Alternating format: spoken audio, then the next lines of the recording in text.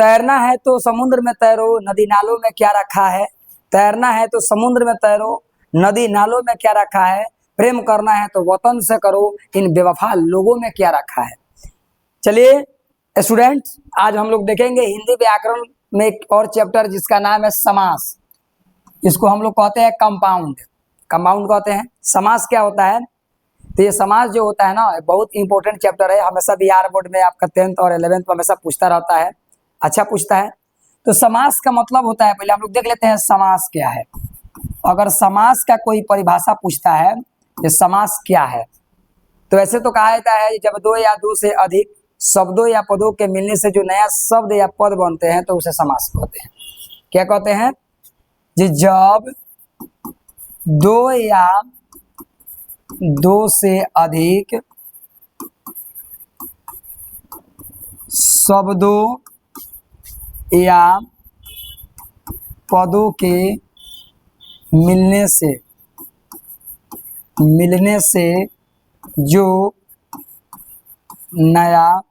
पदों के मिलने से जो नया शब्द या पद बनते हैं तो उसे समास कहते हैं। ठीक है, समास कहते हैं। पहले ये देख लेते हैं समास, एकदम आसान भाषा में है कि जब दो या दो से अधिक शब्दों या पदों के मिलने से जो नया शब्द या पद बनते हैं उसे क्या कहते हैं, समास। और संधि का परिभाषा क्या होता है, तो जब दो या दो से अधिक निकटवर्ती वर्णों के मिलने से जो नया विकार उत्पन्न होते हैं तो उसे क्या कहते हैं, संधि कहते हैं।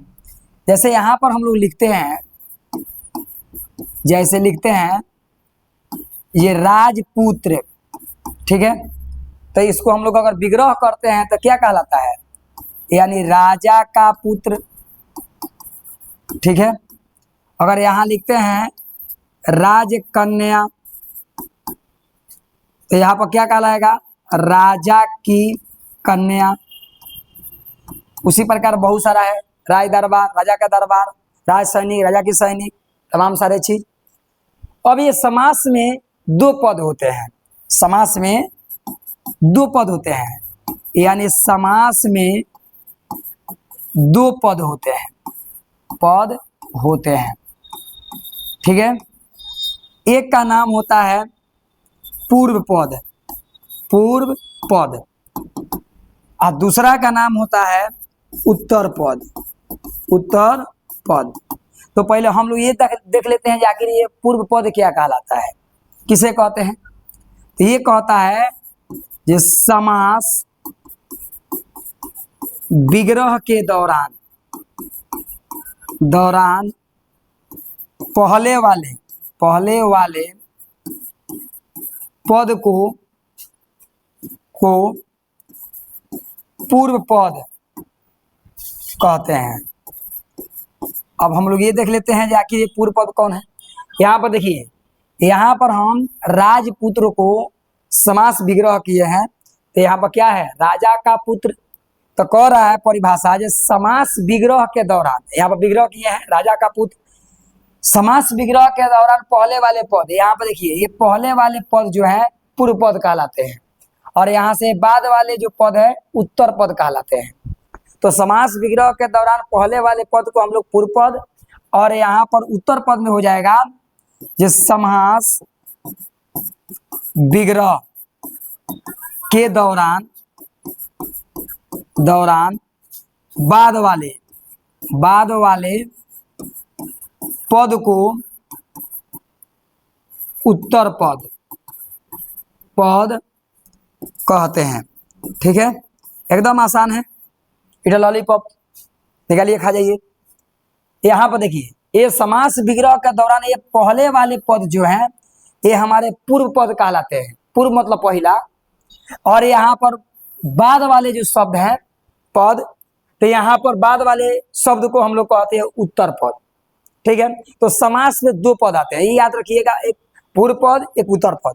समास विग्रह के दौरान पहले वाले पद पूर्व पद, बाद वाले पद उत्तर पद। अब हम लोग ये देख लेते हैं समास में, थोड़ा सा हम लोग नेक्स्ट आगे ले लेते हैं, ले लीजिए स्क्रीनशॉट एगो ले लिए। अब हम लोग आगे देखते हैं समास में देख बाबू, यहां पर एक आता है समास विग्रह। समास विग्रह क्या है?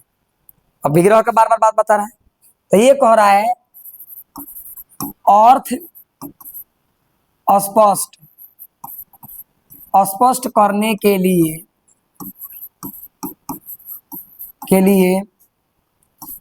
समासिक पदों को अलग करना ही समास विग्रह कहलाता है। ठीक है, समास विग्रह का मतलब होता है जो समासिक, यहाँ पर कह रहा है जो अर्थ स्पष्ट करने के लिए, अर्थों को स्पष्ट करने के लिए समासिक पदों को अलग अलग कर देना समास विग्रह कहलाता है। आप लोग एकदम आसान भाषा में याद रखिएगा समास विग्रह क्या है। अब कोई मान लीजिए पूछेगा कि समास में कितने पद होते हैं? 2 होता है। समास विग्रह किसे कहते हैं? तो अर्थ स्पष्ट करने के लिए समासिक पदों को अलग करना ही समास विग्रह कहलाता है। अब एक और आता है, जैसे मान लीजिए ये संधि और समास में क्या अंतर है, और समास में अंतर बताने। देख बाबू, समास और संधि में थोड़ा सा का अंतर है, थोड़ा सा, ज्यादा तो अंतर नहीं है। पहले ये देख लेते हैं जो संधि क्या होता है, खूब ध्यान से लिखिए, सुन लीजिएगा। संधि का मतलब होता है कि जब 2 या 2 से अधिक निकटवर्ती वर्णों के मिलने से जो नया विकार उत्पन्न होता है तो उसे हम लोग कहते हैं संधि। ठीक है ना। समास कहता है कि जब 2 या 2 से अधिक शब्दों या पदों के मिलने से जो नया शब्द या पद बनते हैं तो उसे हम लोग समास कहते हैं। संधि में शब्द होते हैं, ठीक है ना। जब शब्दों को हम लोग अलग अलग खंडों में करते हैं तो इसमें तो प्लस की चिन्ह की जरूरत पड़ता है, जोड़। जैसे यहाँ पर हम मान लीजिए लिखते हैं, जैसे हिम अधन आलय, तो इसमें तो हम लोग को प्लस का जरूरत पड़ेगा। तो संधि में संधि विच्छेद करते समय प्लस यानी जोड़ की चिन्ह की जरूरत आवश्यक होता है। और समास में समास विग्रह करते समय जोड़ की चिन्ह मतलब उसकी जरूरत नहीं होता है। संधि में शब्द बनते हैं जबकि समास में नए पद बनते हैं। ठीक है, जब संधि में संधि विच्छेद किया जाता है, जब उसको अलग अलग किया जाता है तो उसे हम लोग संधि विच्छेद कहते हैं। जब समास को हम लोग अलग अलग करते हैं विखंडन तो उसे समास विग्रह कहते हैं।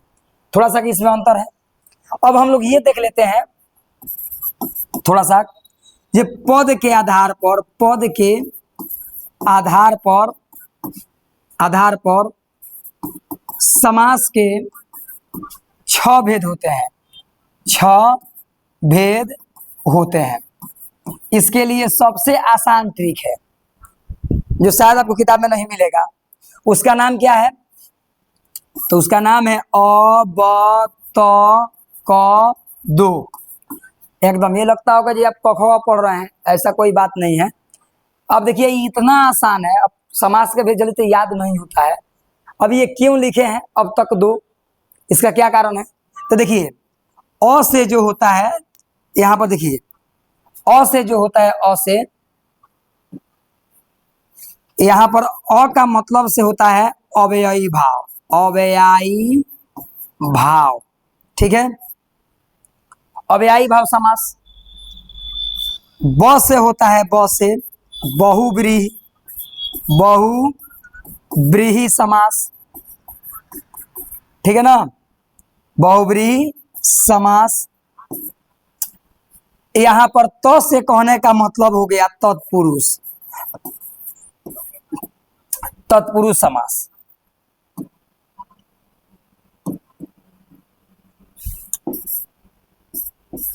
तत्पुरुष समास। ठीक है, और यहां से क से कहने का मतलब हो गया कर्मधारय, कर्मधारय समास। 2 से कहने का मतलब हो गया द्विगु समास, द्विगु समास। और यही 2 में एक और आता है द्वंद्व, द्वंद्व समास। ठीक है, इस प्रकार हम लोग समास को 6 वर्गों में बांट दिए हैं। अगर मान लीजिए आपको समास का भेद याद नहीं है, आप उसका भेद नहीं जानते, भूल गए हैं, तो मेरा एक ही सूत्र याद रखिए जिसका नाम है अब तक दो। अब तक दो यानी अ से अव्ययी भाव समास, ब से बहुब्रीहि समास, त से तत्पुरुष समास, और दो का में दो को आता है, एक द्वंद्व भी आता है, एक द्विगु भी आता है। तो इसमें हम लोग ये समझ गए। तो ये कहता है इस समास के कितने भेद हो गए, तो हमारे हो गए 6 प्रकार के। लेकिन प्राचीन काल में समास को 4 ही वर्गों में बांटा गया था, ठीक है ना। अब उसमें क्या होता है, ये द्विगु और द्वंद्व, द्विगु और कर्मधारय मिलकर, देखिए थोड़ा सा हम लोग नेक्स्ट आगे बढ़ जाते हैं। यहां पर हम लोग देख लेते हैं, ये प्राचीन के अनुसार, प्राचीन के अनुसार, प्राचीन काल के अनुसार, अनुसार समास के 4 भेद बतलाए गए, भेद हुए। ये सबसे पहले पाणिनि के अनुसार से, जो संस्कृत व्याकरण के सबसे बड़े जन्मदाता माने जाते हैं, उस उनके अनुसार से समास को प्राचीन काल में ये 4 प्रकार के समास हुए। एक देखिए, सबसे पहले क्या हुआ, ये द्विगु और कर्मधारय, धारय समास मिलाकर तत्पुरुष समास, तत्पुरुष समास का निर्माण हुआ, ठीक है। अब यहां पर देखिए, 1 नंबर में हो गया अव्ययी, अव्ययी भाव समास, ठीक है। दूसरा जो था बहुब्रीहि था, बहुब्रीहि समास था। तीसरा जो था, अब यहां पर देखिए द्विगु और कर्मधारय मिलकर बनता है तत्पुरुष, तत्पुरुष समास, ठीक है। और चौथा जो हमारा था वह था द्वंद्व, द्वंद्व समास, ठीक है भैया। देखिए बहुत गहराई की चीज है। प्राचीन के अनुसार से, प्राचीन काल के अनुसार से समास के 4 ही वर्ग होता है, क्योंकि यहाँ पर द्विगु और कर्मधारय मिलकर ये कौन सा समास, तत्पुरुष समास के निर्माण करते हैं, ठीक है। तो तत्पुरुष समास में 2 समास तो और छुपे रहते हैं, तो यहाँ पर तत्पुरुष में 2 गो है, अब बकिया यहाँ पर कितना है, 3 गो यहाँ पर है, 5 गो हो गया, एगो तत्पुरुष है 6 गो हो गया। तो इस प्रकार समास के 6 भेद होते हैं, अब तक 2, इसको याद रखेंगे। दूसरा बात इसमें ये है, जो अब यहाँ से हम लोग एक एक लाइन हम पढ़ेंगे आगे, लेकिन आपसे ये बताना चाहते हैं, जो इसके पहले वाले वीडियो में हम लोगों ने प्रीफिक्स एंड सफिक्स के बारे में डाले थे, उपसर्ग प्रत्यय के बारे में, उसको पहले देख लीजिए, क्योंकि वो देखेंगे तभी ये समझ में आएगा। और ये समास का जो भेद है, जो यहाँ से जितना हम लिखे हैं 6 को लिखे हैं, इसका अब तक 2, वो नेक्स्ट वीडियो में डालेंगे। जाते जाते आपसे ये बताएंगे, जो अगर हमारे वीडियो जो भी देख रहे हैं, कोई भी देख रहा है, गार्जियन देख रहा है चाहे स्टूडेंट देख रहा है, तो मेरा यूट्यूब चैनल पहले नोट कर लीजिए, DR Study 99, DR Study 99। आप इन पर सर्च करेंगे यूट्यूब पर, तो सर्च में हमारा ये मेरा यूट्यूब चैनल है, आ जाएगा, राजा आलम के नाम से चलता है। और अपने दोस्तों तक शेयर करें, आगे बढ़ाएं, क्योंकि कहा जाता है, देखिए जो मंजिल उन्हीं को मिलती है जिनके सपनों में जान होती है, मंजिल उन्हीं को मिलती है जिनके सपनों में जान होती है। पंखों से कुछ नहीं होता, हौसलों से उड़ान होती है। आपका हौसला बड़ा रहेगा तो बहुत कुछ है। फिर मिलेंगे नेक्स्ट वीडियो में। जय हिंद।